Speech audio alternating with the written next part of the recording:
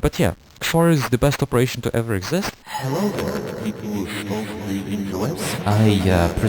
I suppose, hello there. And today I want to show you the funny CPU that I've made. It's a funny CPU as it is a 4-bit instruction CPU. It's a funky CPU. So this is our beloved Fibonacci sequence written in it. And because we have 4 bits for instruction, it's a little bit of a pain in the ass to write for, but it's actually a little bit of fun. I actually do like writing for the CPU. It's a lot more fun than, ironically, QEM or future Qt. We have 2 instructions that have arguments that are going to be LDA. This is the load instruction. It's called like this. And it stands for load ACC or load A. I mean, depends on how you name the register, but I call it accumulator because it more closely represents as like what it is. It's an accumulator and all operations are performed on it. And the way it works is LDA 00. I actually might be able, because this is a program card, I can just like move it. Anyway, so basically let's go ahead. So LDA is the 0th instruction. We can't allow ourselves to have fucking no-op instruction. That's fucking cringe. And we can make no-op via just XOR XOR. That's no-op instruction, technically. So anyway, we can load 0, 0. We can load 1, 2, 3. Let's load 1 again. And let's execute this. So we're loading 1 into ACC. And this is very funny because it's coincidental. It's like... But the load instruction, literally, the number that we want to push into ACC is literally just right here. You will see what I mean by push. So we push 1, as you can see, it's right here, and it's like funky subdivisions, eh? It's like subdivided. You wonder why? That's why. This is the 1 that we loaded on our first instruction, and this is the 2 that we loaded on our second instruction. That's how we do things, you know? So we have an argument which like literally is what we want to load into ACC. So want to load a 1, we just push a 1. We load a 2, we push a 2. It's as simple as that. And we push a 3, and as you can see, here I have first instruction, which is a 1, 2, and this is the 3 that we loaded. Then we have another argument instruction, which is a move operation. But it's actually not just move, it's move C, so it's a conditional move.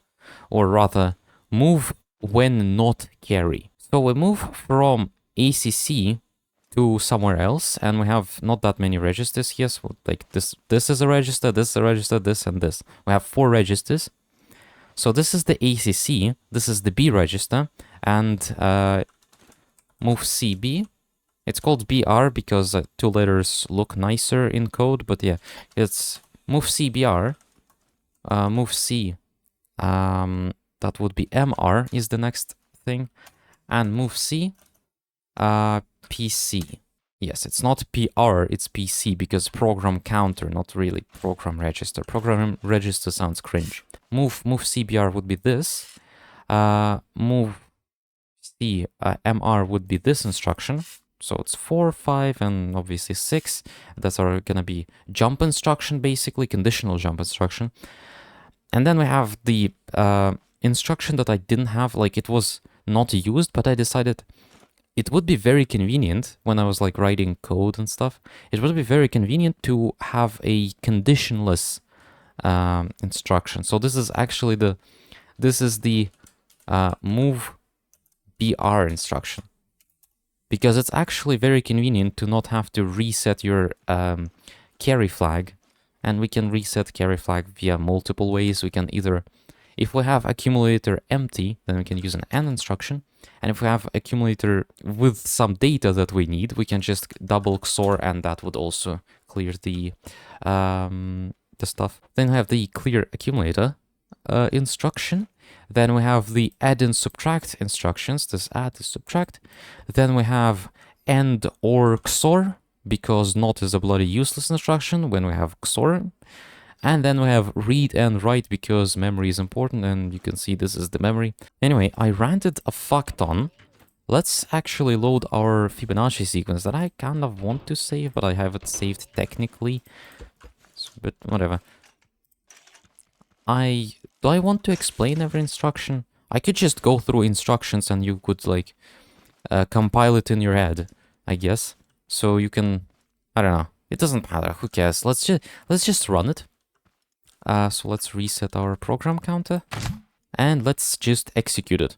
So there is no output instruction, so we just have to look into raw memory. So you can see 0, it was 1, 1, I guess we're looking, yeah, 2,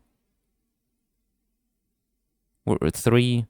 So yeah, you can look at either one. It is a Fibonacci sequence. So the B is like offset by 1 index, and this one is the A.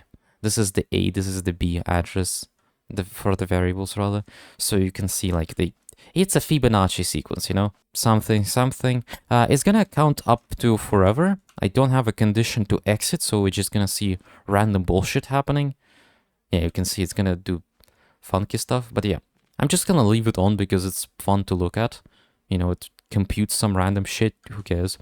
And as you can see, it computes with an fairly adequate speed. Finally, the